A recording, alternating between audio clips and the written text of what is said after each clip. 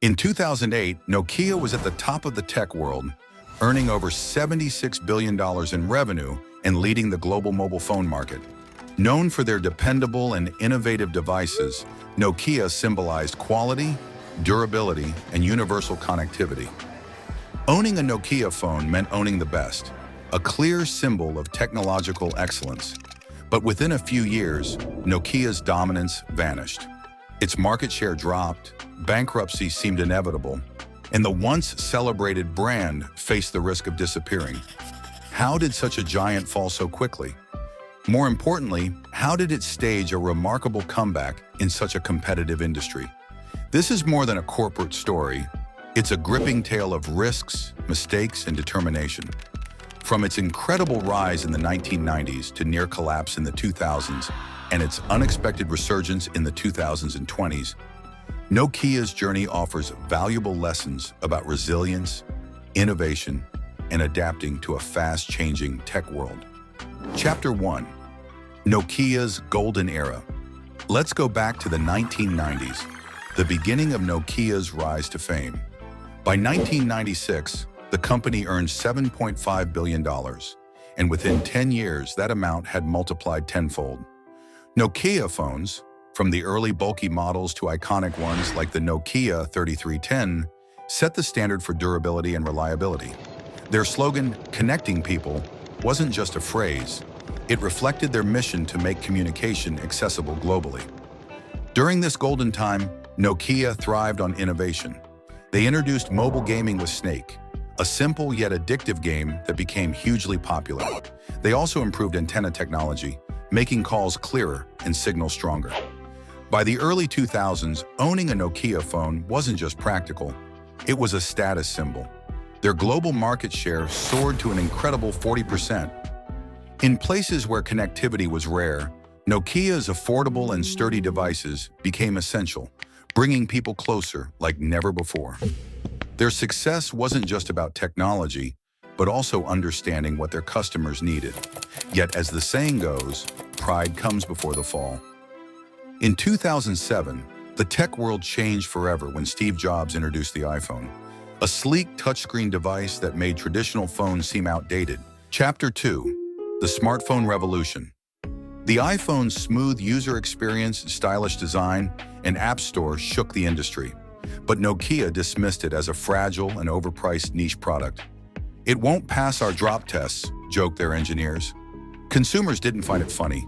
They embraced the iPhone's innovative features, and soon Google's Android system entered the market with its open-source design. While competitors rushed to innovate, Nokia stuck to its older products, focusing on durability instead of transformation. This decision turned out to be a big mistake. Nokia's hesitation wasn't just arrogance, it was also fear of change. The company had invested heavily in its existing technology and was reluctant to abandon it. But the smartphone era introduced a new way of thinking. Phones weren't just for communication anymore.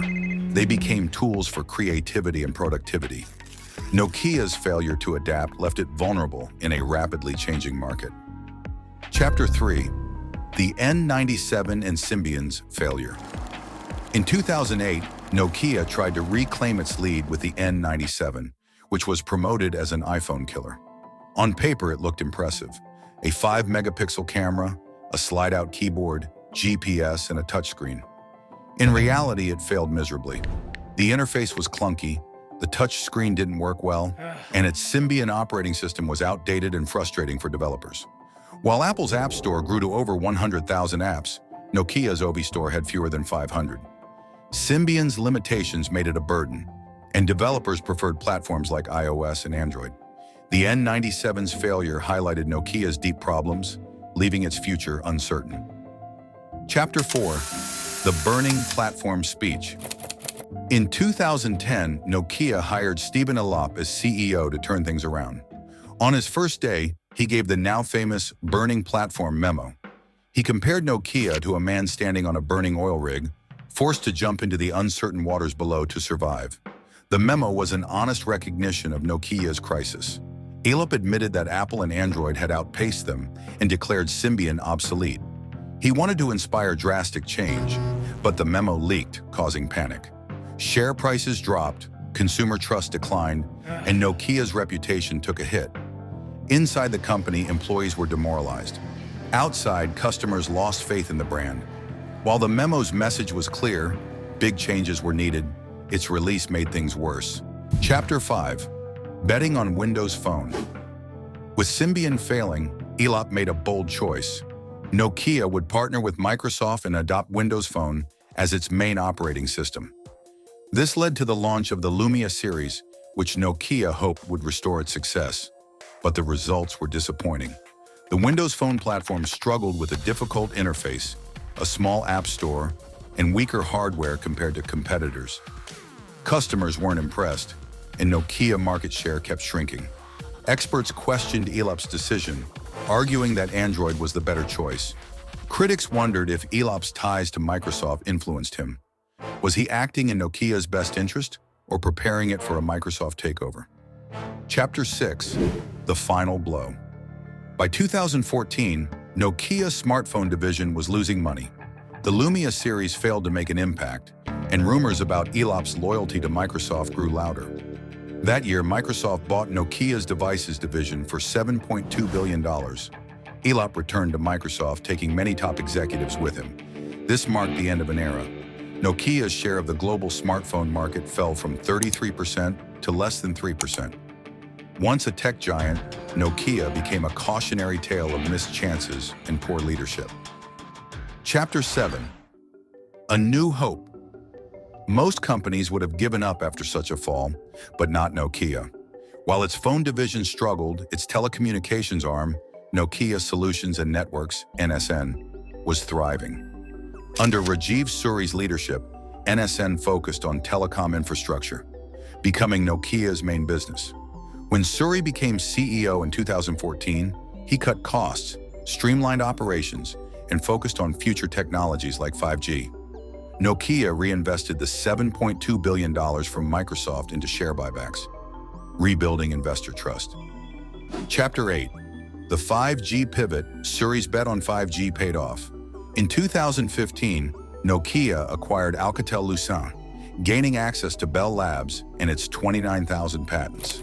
By 2020, Nokia had over 100 commercial 5G contracts with major providers like AT&T and Vodafone. Nokia's ReefShark chips delivered faster speeds at lower costs, helping the company regain profitability. By 2024, Nokia controlled nearly 30% of the 5G market outside China.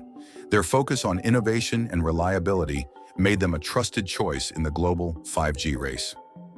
Lessons learned. Nokia's story is a powerful reminder of the dangers of complacency and the need for adaptation. Its fall showed the cost of arrogance and poor decisions, while its revival proved the value of resilience and bold leadership. Although Nokia no longer dominates consumer electronics, its survival and reinvention highlight the importance of embracing change. What do you think? Could Nokia have avoided its downfall, or was its decline inevitable? Share your thoughts in the comments, and don't forget to like, subscribe, and hit the notification bell for more stories like this.